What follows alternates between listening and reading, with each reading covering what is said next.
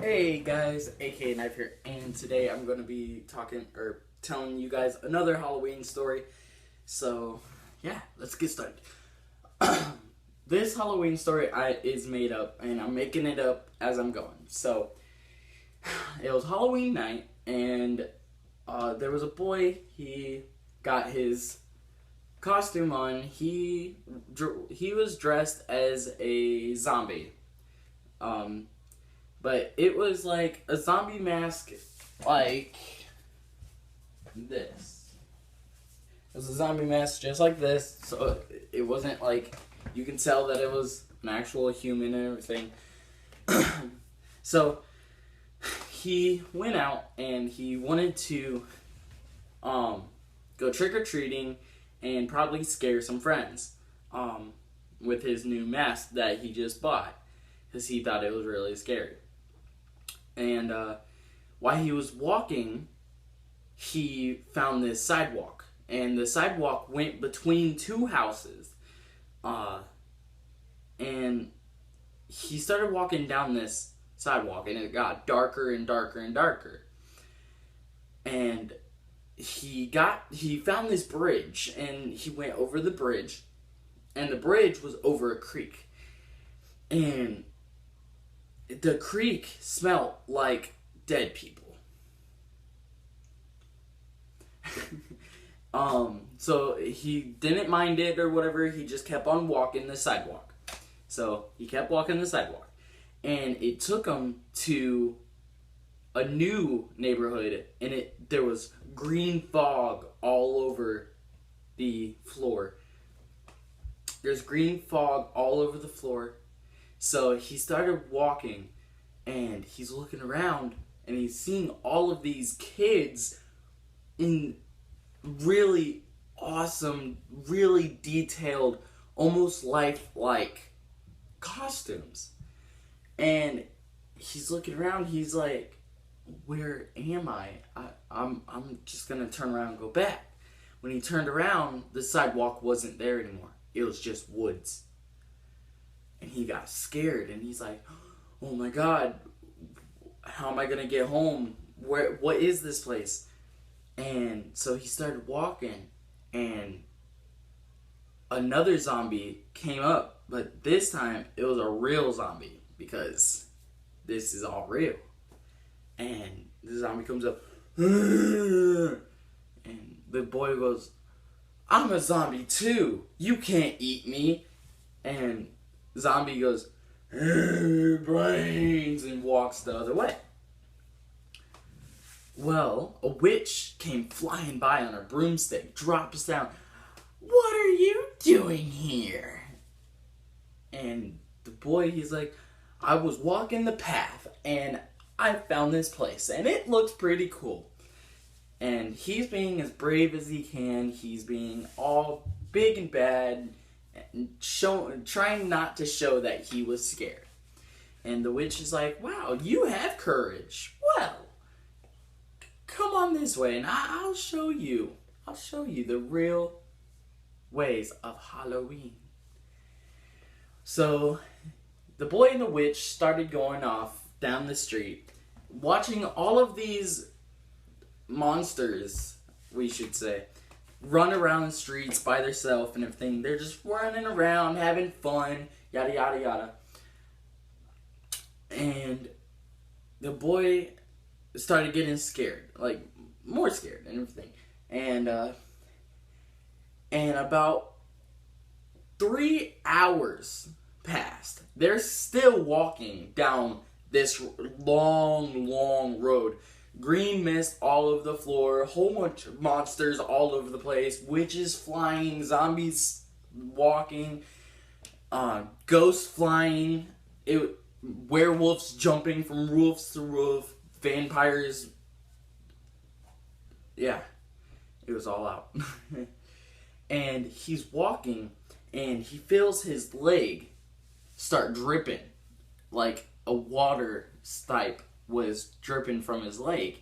And he told the witch, hold on, I need to check my leg. And he looks at it, and he can see the bone, and his skin was starting to turn green, and blood was coming out and all that. He's like, oh my god, what is going on with my leg and stuff. And it's slowly going up from his legs all the way up his body, slowly. And they start walking again, trying to get him to the witch's hut. And so they finally get to the witch's hut, which her house or whatever, if you guys don't know what it is. They finally get to her hut, and she said, where did you come from? He said, straight down the road where you found me. In the woods, there was a sidewalk there, and I was walking the sidewalk, and I ended up in this place. And when I turned around to go back on the sidewalk, it wasn't there. It was only woods. And the witch was like, this is Halloweenville.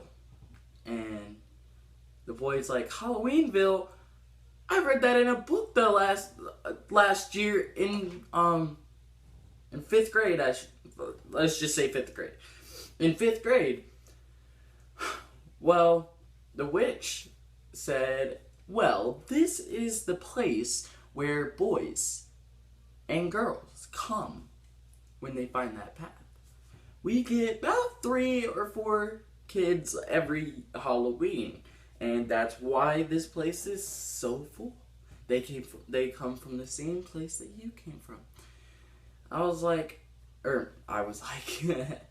so the boy started crying, and he said, I want to go home. I want my parents. I want my mom. I want my dad.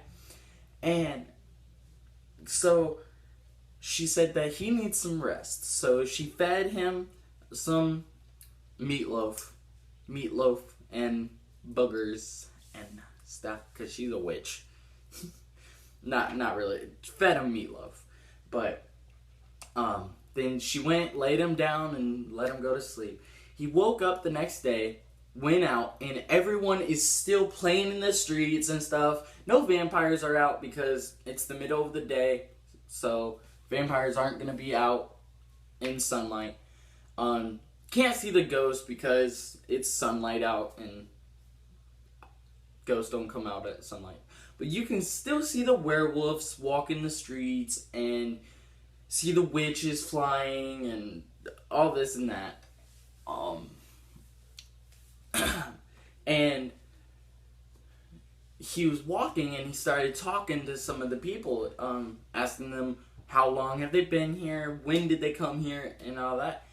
And he stopped by this werewolf, and he started to ask the werewolf, how long have you been here, how do you get out of here, yada yada yada. And the werewolf said, there is no way out. You're stuck here forever now, along with all of us. The boy started crying again. The werewolf said, come with me, I'll help you out. So they started walking back to the werewolf's house. And it took them about 5 minutes to get to the werewolf's house, which was right around the corner and stuff. But got to the werewolf's house, and he said, how long have you been here, little boy? The boy said that he's been there for not even a day. That night will make it a day that he's been there. And the boy is about up to here in zombie. Like from his toes all the way up to here was all zombie. You can see his rib cage and stuff like that, but up from here up was all human. And he couldn't take off his mask. Like, he's tried to take off his mask, and he just can't take off his mask. So him and the werewolf started talking some more. And the werewolf told him that he knows a way out. The werewolf just doesn't want to leave because he likes it there. He likes no rules, no parents to go out and be like, you have to do this, you have to do that. He liked it there. He could roam the streets by himself. No parents or killers or cars or whatever. You just go out, you roam the streets, hang out with friends, and do this and do that. And the kid's like, that it does sound really cool here. I mean, I can live with one of you guys, and I'll become a zombie and walk the streets. Well, the werewolf said, no, you're gonna want to go home. It's better at your house. I've just been gone for so long. I've grown attached to it, but I know a way out. And the boy said, well, let's get me back home. So they're walking the streets, and it's starting to get a little night now, because it's about maybe 8 o'clock, and it's starting to get a little dark. Not that much, but it's getting a little dark. All of the monsters and stuff are still roaming the streets, and they go by Franken's house. With Franken, as you guys all know, giant green guy with bolts sticking out his neck. Franklin let them in his house, because Franklin and the werewolves was friends and stuff, and he introduced them to the boy. The boy, and they said the boy's story and everything, and Franklin said, okay, we know a way that you can get out. The boy started thanking them, and they said, don't thank us yet. Thank us after you get out of here. And so that's what they set out to do. They went on down the road, about an hour down the road. Not the same way that the witch's hut, the other way. So started going down this road, and they went down this road for about an hour now. And all of the monsters are all over behind them. There's no monsters or whatever over here. And there was this giant building in the woods. And they went to the woods. And they went into the house, or went into the giant building, and they had to find a secret door. The door didn't lead to anything. It was just a giant door in the middle of a room. And when you go through this door, it takes you back to your regular place. You're back to the overworld. I'm using Minecraft terms. But so they start looking through this building, and they don't know exactly where the door is. They just know that the door is somewhere in the building. So they're looking all through this building. They're looking in the attic, and the top floor, and the bottom floor, and the basement. And the boy was by himself. Why the werewolf and the Franken was somewhere else. He was looking down in the attic, or in the basement, looking around, and he found a doorway, and he went through the doorway, and he was looking, and he found the door. He found the giant door. He said, guys, come here, I found it. So the werewolf, with his super hearing, heard it, got Franklin, and then went downstairs and seen him, and they found the door. Well, all three of them got prepared, opened the door, went through it, and right when they went through it, all three of the boys turned to their normal kid self and was looking at each other, and he realized Franken was his uncle, and the werewolf was his uncle's best friend in the real world. And they were still the same age as they were when they went in. And we were like, whoa, what the crap? What? And they said, maybe it is time we come home. Let's go home. And so they went out, and they went out of the building, and then they started trying to find their houses. They finally found the kid's house. The kid ran inside, gave his mom a giant hug, gave his dad a giant hug, gave his dog a giant hug, and was like, I'm so sorry I was gone for those past couple of days. And they're like, past couple of days? What are you talking about? You were gone for like an hour. He's like, what? An hour? I was gone for like 4 days. And they're like, no, you were gone for like an hour. And they started making jokes, and he told them his story. And they're like, well then, what an adventure you had. And he said, my uncle and my uncle's friend, he was there. They came through the portal with me. They're home. Call them. And called him. Hello? Hey, have you been missing for years and years now? He's like, no, I've been working at my house with my wife and kids. And we were like, he's such a liar. He was right there with me. What?